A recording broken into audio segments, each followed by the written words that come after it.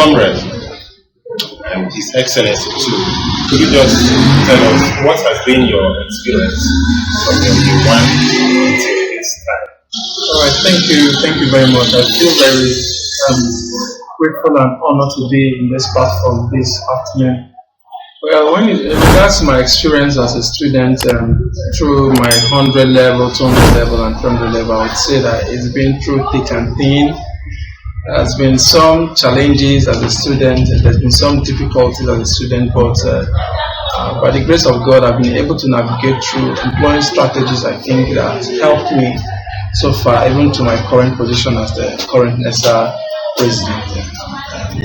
There's so much to talk about, but I would like to focus on that. And today you are the president of the student body, NESA. What was the motivation that led you to contest that position? All right, NESA. Well, my love for NESA is something that is undeniable and unquestionable. When you should reflect at my activities around NESA, it got to the point I was between the opinion of being the president, the campus fellowship where I am, the president, and then becoming the NESA president. But through my exposure regarding NESA, I realized that there are certain things that have been deposited within me. And I know that if I don't give it as a student, I've been an advocate for NESA even before my contest as the president. So these experiences has actually created in me an awareness and the desire to actually implement some of the things that I've seen, and not just within this environment, but outside the sketch of NESA Unizik. A few weeks into your administration, have you encountered any challenge, or have you got into any kind of challenge that you can say is something that is not quite going very well in the administration? Yes, very well. You know, it's not just my administration per se. I think this is an issue that is ongoing currently in Unizik, and every association is being affected by this issue. And what is the problem? We're talking about the consolidation of fees, the consolidated fees, and there's been contentions regarding the association due.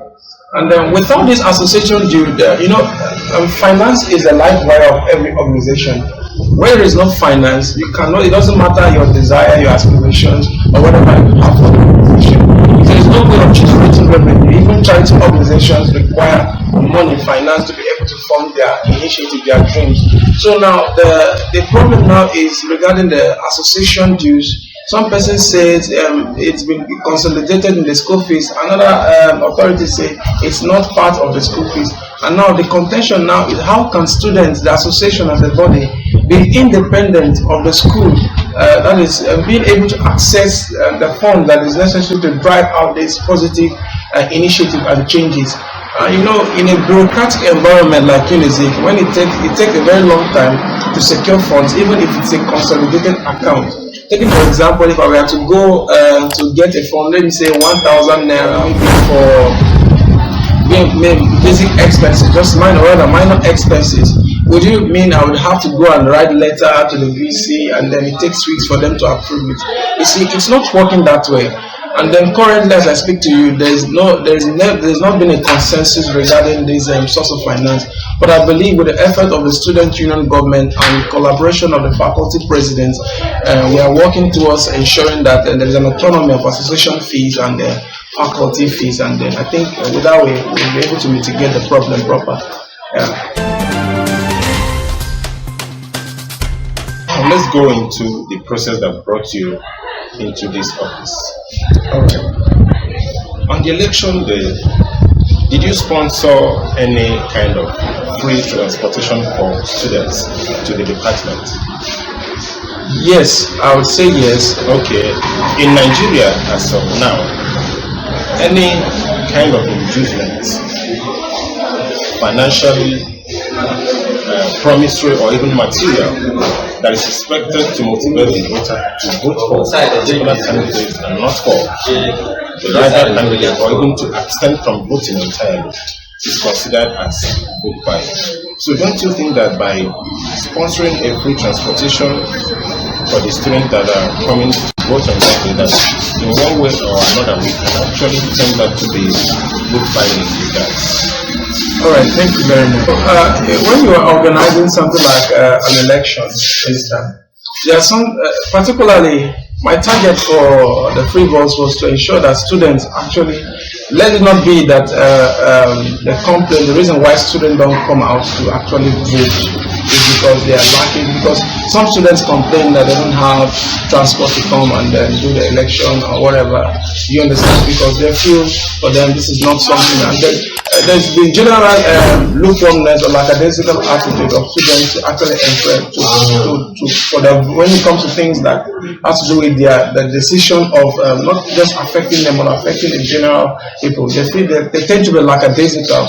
So the essence of providing the bus isn't actually to buy their vote, because I know that every candidate truly in his heart believes that no, the capacity of each opponent that is coming out. But the essence is for them to not find the absence of transportation as a reason for them not to come and exercise their franchise. I don't know if you understand what I'm trying to say. So on that regard, I really say that irrespective of maybe I provided the bus for the student, that does not in any way mean that I'm actually tell them before my assumption of before me going out for this position as the NESA president, I have actually I have loved NESA and I have done the things I do, not because I necessarily want to gain people's attention as well. Okay, so you think that had it been you didn't provide the bus, the students wouldn't have been able to come to the department.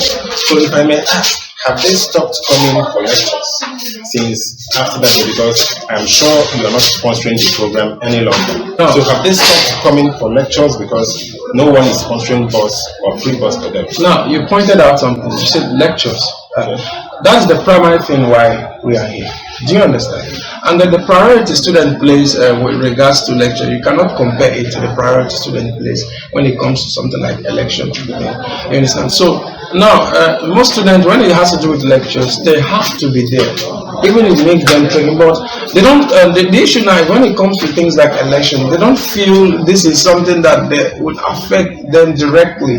Do you understand? There's no awareness, there's no consciousness that this decision, I guess, affect them in a way. So because of its kind of indirect impact, many of them tend not to place the priority of election as regards to lecture.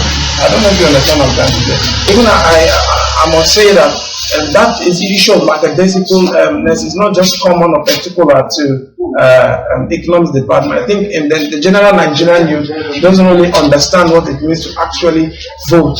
So that's just what I see with regards to. So, on a final note, can you just tell us where do you see yourself in the next 5 years? All right, thank you very much. As a matter of notice, I am not just. My life basically has been through the paths of leadership.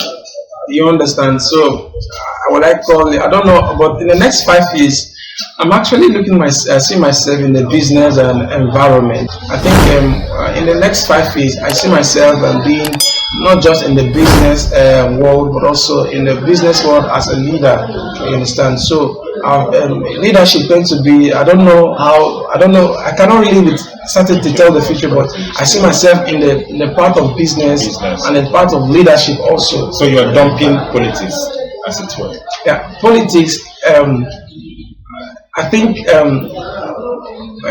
when you talk about politics, I'd made up my mind that after my administration, understand, I was going to delve into some other aspects of life. This is actually my first time being in politics, and then my experiences so far, I feel maybe this is not what I'm going to be able to keep up with, given personal reasons and some other reasons. Can you, in all sincerity, advise someone to apply to study economics in Unizik? Thank you very much. Studying economics in Unizik, how would I say this? I've not been to other universities, you understand? I've not been to other universities to know how their pattern of study relatively to Unizik is. But from what I can see, I think if anybody who wants to study in Unizik has to be someone who is driven, understand? Because if you want to rely on what you have here in Unizik as a standard of education for economics department, certainly that's going to affect your human capital value. And so you mean they are not up to standard? In certain areas, I see deficiencies. You understand? In certain areas, more especially now, we have new lecturers being employed into the learning. So the new lecturers, there are certain things they do. Sometimes they just come, they detect node, and they detect node, and they detect node, they detect node, and they detect node, and they detect node. And I personally, I'm very unorthodox, I'm very dynamic. I like to do things from a very forward-looking aspect. And then when you keep on feeding me with the things directly from the textbook, and they're not trying to make sense out of it, not trying to make me to use this data in a real world, I feel very, very disappointed. But not minding, there are still individuals in the department, someone like Professor Kenneth would be, someone like Professor Wogubo. These are people that have actually, when you be under their teaching, you get to know that it's all about your own personal decision.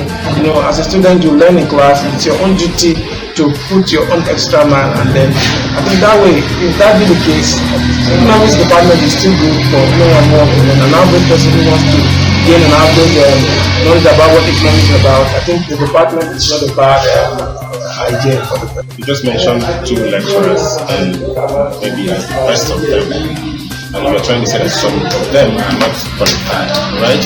Okay. So you can, and the ultimate not someone to study economics. Yes.